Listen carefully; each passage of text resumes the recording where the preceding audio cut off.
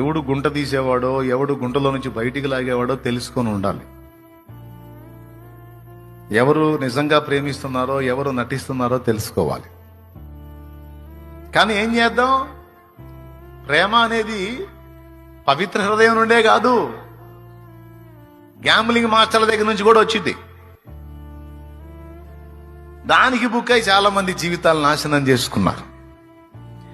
నిన్ను చూడక ఉండలేననే మాటలు విన్నావా, నీవు లేకపోతే బ్రతుకలేననే రాతలు చదివావా, ప్రేమంటేనే తెలియని మనుషుల గారడి చెల్లెమ్మా, ప్రేమ పేరుతో మోసపోతే అది ఆరడి బ్రతుకమ్మా,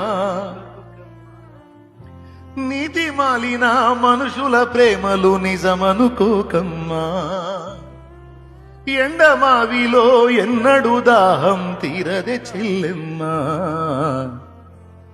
కళ్ళ ఎరుగని తెల్ల పావురమ పై పైకెగిరావా, కఠినమైన ఈ లోకపు పోకడ కానక ఉన్నావా.